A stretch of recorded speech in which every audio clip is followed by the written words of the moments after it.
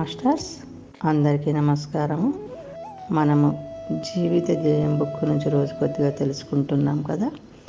ఈరోజు మరి కొద్దిగా తెలుసుకుందాం. ముందుగా బ్రహ్మర్షి పితామహ దంపతులకు నమస్సుమాంజలుడు.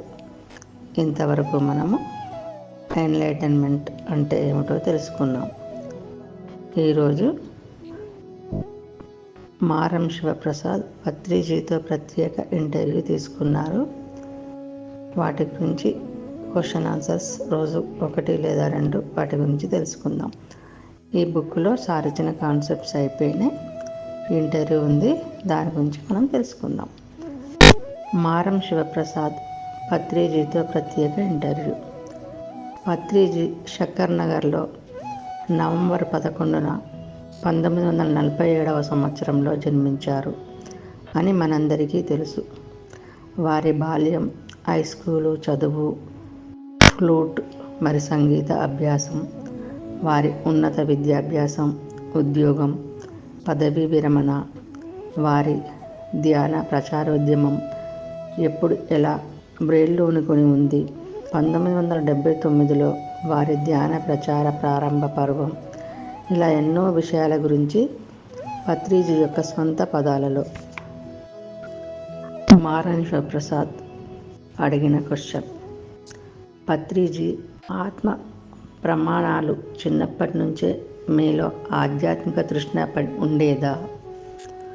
బ్రహ్మర్షి పత్రిజీ గారు ఇచ్చిన సమాధానం, ఆధ్యాత్మిక తృష్ణ చిన్నప్పటి నుంచి ఎవ్వరికీ తెలియదు.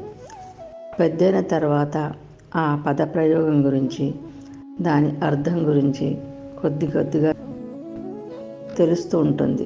నాకు దాదాపు 8 సంవత్సరాల వయస్సు ఉన్నప్పుడే నేను మై ఎక్స్పెరిమెంట్స్ విత్ ట్రుత్ అన్న మహాత్మా గాంధీజీ గారి పుస్తకం చదివాను.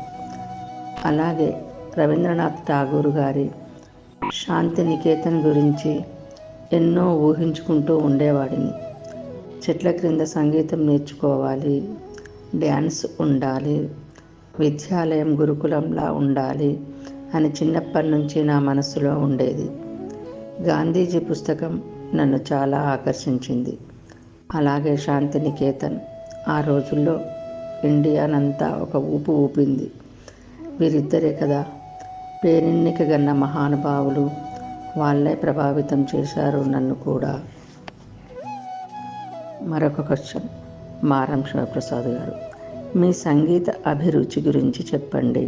బ్రహ్మర్షి పత్రిజీ, నాకు వయోలిన్ వాయించాలని చిన్నప్పుడు చాలా కోరికగా ఉండేది. కానీ మా అన్నయ్య బలవంతం మీద ఫ్లూట్ నేర్చుకున్నాను. తాను ఒకటి తెలిస్తే దేవుడు ఒకటి తెలుస్తాడు అన్నట్లు శక్కర్ నగర్లో మా ఇంటికి తబలా నేర్పించడానికి, హార్మోనియం నేర్పించడానికి మాస్టర్ శివరాంజీ అనే గురువుగారు వచ్చేవారు. మా అమ్మ ఆయన దగ్గర నేర్చుకుంటూ అందరికీ తాను హార్మోనియం ఇంట్లో నేర్పించేది. నేను ఆయన దగ్గర తబలా నేర్చుకున్నాను. మా అమ్మ ఆయన దగ్గర కొన్ని మీరా భజనలు నేర్చుకుంది, హిందుస్థానీ భజన్స్. అవి అమ్మ పాడుతూ ఉంటే చాలా చాలా నచ్చేవి. అలా మొదలైంది నా సంగీత అభిరుచి 1956 ప్రాంతాల్లో. ఓకే మాస్టర్స్, ఈరోజు ఇంతటితో ముగించుకుందాం. తిరిగి రేపు మరికొన్ని క్వశ్చన్స్ తెలుసుకుందాం. అందరికీ ధన్యవాదాలు. బ్రహ్మర్షి పితామహకు నమస్కారములు.